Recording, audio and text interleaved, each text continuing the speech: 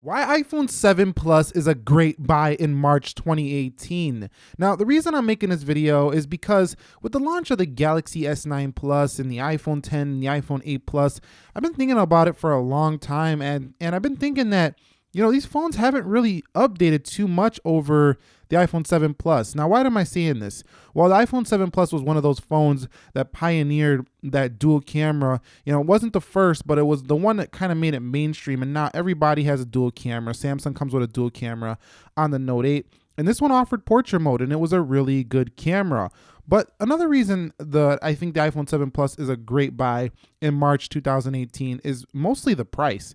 Now, let's take a look at some online stores here. I recommend avoiding the Apple Store. They will charge top dollar because it's Apple. You walk in, the non-tech savvy consumer is just going to be enamored by the lights and, shining on the phone and be like, let me get that phone. But for us to do our research, if you go into Amazon, you can see that these are going for right around $400 to $500. Ignore these. These are just trying to cheat you. Right here, look at Apple, $1,069. I mean, what is this? Who's going to buy that?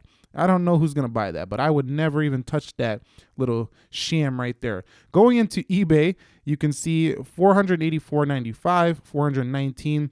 The iPhone 7 Plus is under $500 right now. Now, to get the same level of specification on a more current phone, you're going to have to pay close to $1,000. So this is about half the price, and you're getting almost everything you get in one of the newer devices. Now, when I updated to the iPhone 8 Plus, I thought, oh, here we go again, all over again. It's an iPhone 7 Plus. Now, that's not quite the case. The camera is a little bit better. The True Tone display is slightly better. But overall, I haven't really found myself using too much, the use case of this iPhone 8 Plus hasn't been too much different than the iPhone 7 Plus. It really hasn't added anything to my life, any speed enhancements. Yes, it is faster, but it hasn't really improved anything in my day-to-day life when it comes to smartphone from 7 Plus to 8 Plus. I just use it because, well, I purchased it for the channel, and why not, But if I was not doing tech reviews, I would have just stayed with the iPhone 7 Plus. Also, you get one of the best LCDs on the market. Now, yes, you don't get the OLED like you're going to get on some Samsung devices or maybe like a OnePlus device, but this display is super well calibrated and very easy on the eyes. I found this to be an incredible display to read no matter what you're doing on this device. At nighttime, it's just really good on the eye. Now, sometimes the blacks are not deep and they might, cause a little eye strain because they're too gray and the LCD is very bright at nighttime.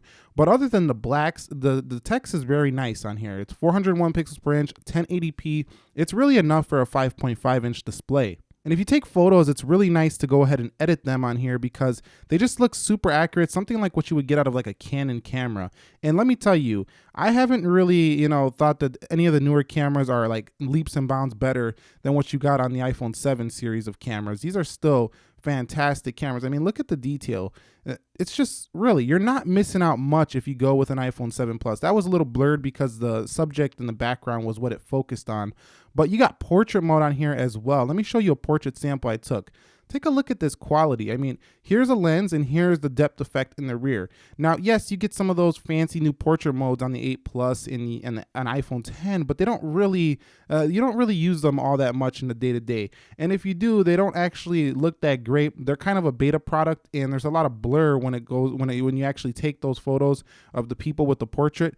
There's a lot of blur on those new modes, so that needs some work still. So this camera here just offers a solid portrait mode and something that Samsung touts with their newer live focus. You can't, change it yourself here on the 7 Plus, but still, it really does the job. It does the bulk of that you need. And look at the quality. It's fantastic. I also want to talk about the A10 CPU still being a beast. Now on Geekbench, some of the newer phones will beat it, but the A10 is still rocking out in the latest iPads, the iPad 12.9 and the iPad 10.5. It's the A10X CPU.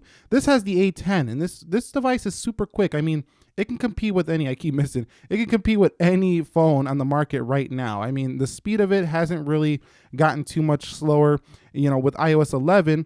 The battery life could use a little bit of improvement. It's not horrible, but it's not the best in the world.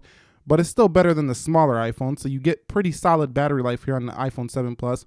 And it's just still super speedy. I have never choked up the iPhone 7 Plus, no matter what I was doing. Video editing, that's not even something that would choke this phone up. This phone is a powerhouse in March 2018, and it's going to be half the price of an iPhone 10. and probably a lot less than an iPhone 8 Plus as well. So you're gonna pay like $300 less than an iPhone 8 Plus. Another thing I want to mention is the iPhone 7 Plus brought the dual speakers. So everyone's hyped about Samsung getting their dual speakers on the newer devices, as well as the iPhone 10 having dual speakers. Now, yes, granted, the iPhone 10s and the 8 Plus speakers are a little bit louder than the dual speakers here on the 7 Plus, but these are not bad at all. They actually sound very nice as well. So you're getting dual speakers on here as well, a new feature that a lot of phones are now bringing out. HTC had it with Boom Sound years ago, but the iPhone 7 Plus gives you dual speakers. So again, another feature that is in these new phones that you can get for half the price. I want to discuss a little bit about the battery too. This device actually hasn't given me too much issues with battery life. Yes, granted, it has gotten a little worse on iOS 11. As you can see, it went down 1% in this video, but I think the battery life is pretty strong on the 7 Plus. Standby time is ridiculous. I never had an issue getting through a full day with the 7 Plus. Not even one time have I ever had the phone die on me throughout my day. That's how solid the battery life has been with the iPhone 7 Plus. Also, I want to mention colors. Like with the iPhone 7 Plus, if you bought one right now, you have a lot of color options. You got rose gold, jet black, which I definitely do not recommend because it's a fingerprint magnet and it's really hard to take care of this phone. I've been wiping it down like crazy and it doesn't help. There's scratches all over the back of this thing. You're never going to see it on camera. I also got a little dimple on the back of it right here somewhere. I don't know where it's at the moment, but I got a little dimple on it. I think it's right there. You can see it right there. At the bottom, the paint chipped off a little bit. I just think the aluminum colors is going to be the better option for you here if you want to go with a color. But the option to get like 5 different colors, where you got rose gold, silver, you got matte black, you got the red color as well, you got the silver. That's my favorite, particular the silver. It looks like the MacBooks. And then you have the jet black, and then that's it. That's all them colors. Now you only got 3 colors and 2 colors on the newer iPhones, the space gray and the silver for the 10, and then you got the blush gold, the silver, and the space gray on the 8 and 8 Plus. I want to talk about also the resale value. If you buy an iPhone 7 Plus, you might lose a little bit of money, like $100 or so when you go to resell it, but it's going to hold its value. I mean, you can't even buy an iPhone 6 Plus. Yes, 2014 phone for less than $200. I mean, I don't think that phone's worth $200, but you can't buy one for less than $200. So you're guaranteed to get at least $200 back out of this phone for the next several years. And for the next couple years, you should be able to get at least 3 or 4. So yeah, that's the iPhone 7 Plus. I think it's a great buy in March 2018. I mean, it just holds up as well to me as any other flagships. Like, it can stand toe to toe with any of them. Even the S9 Plus that just came out. This phone is not that much slower. The cameras are not that much worse, and you're going to pay half the price of any of those newer devices.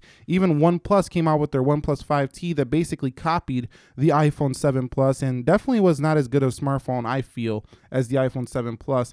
And then you could also get something like the OnePlus 5T for around the same price, which gives you an OLED display, but the resale value definitely won't be as high on the 5T over time. And also, you're not going to get as many updates over time. OnePlus usually stops their updates after about 2 to 3 years. Now, Apple's going to go about 4 to 5. So you get longer updates. And I just think it's a great buy here in March 2018. Do you agree with me? Do you disagree with me? Drop your comment down below in the comment section of this video. I know if you already upgraded, this probably doesn't matter to you. But for those of you coming from like an iPhone 5S, iPhone 6, or even, a smaller 7, and you really don't want to go $800, $900 for a phone, this thing is an amazing upgrade from those, as well as an amazing phone overall for the price. So if you found this video helpful, enjoyable, click that like button for me. And if you're new here, consider subscribing for more. Nick here, helping you to master your technology. Be sure to be well. I will catch you all in the next episode, and peace.